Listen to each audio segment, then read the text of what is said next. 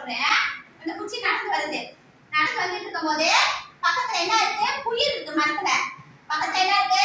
குயில். இந்த குச்சி குயில பாக்குது. குயில் வந்து பாடிக்கிட்டு இருக்கு. பூ பூன்னு குயில் கூப்பிட பாத்துக்கீங்களா?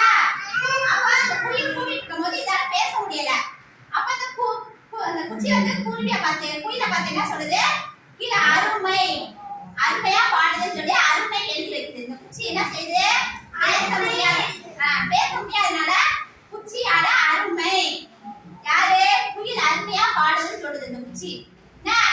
அப்புறம் திரும்ப நடந்து போகுது. நடந்து போய் பூக்கிட்ட போகுது. பூ தோட்டமா இருக்கா?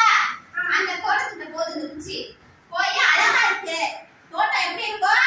அழகா இருக்கும். அப்ப இதுக்கு பேச தெரியாது குச்சி. அப்ப என்ன சொல்லும்? பூவை பார்த்து நீ அழகு அழகுன்னு எழுதிட்டு போகுது. குச்சி என்ன செய்யுது? அழகுன்னு எழுதிட்டு போகுது. அடுத்து திரும்ப நடந்து போகுது. மூணாவது இடத்துக்கு போகுது. மூணாவது இடத்துல என்ன இருக்கு? பாம்பு என்ன செய்யும்? படம் எடுக்குமா? இப்படி தலையை ஆட்டி ஆட்டி ஆடுமா? அப்ப பாம்பு மாதிரி இது என்ன செய்யுது? கம்ப இப்படி இப்படி தலையை ஆடுது. என்ன செய்யுது இந்த குச்சி? பாம்பு ஆடுற மாதிரி இந்த குச்சியும் ஆடுது. குச்சியும் ஆடுது. பாம்பு ஆடுற மாதிரி ஆடுது.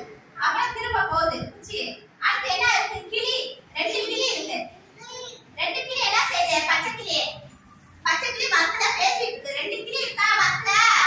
அந்த கிளிகிட்ட போய் 2 பேசிட்டு இருக்கு. பேசிட்டு இருக்கத பாக்குது. அழகா இருக்கு. 2 கிளி அழகா பேசுது அப்படின்னு சொல்லிட்டு கிளிய வரையுது. பேச தெரியல. கிளி படத்தை அப்படியே தலையில வரையுது. கிளி படத்தை வரைஞ்சு அழகா இருக்கு அப்படின்னு படத்தை வந்துட்டே போகுது.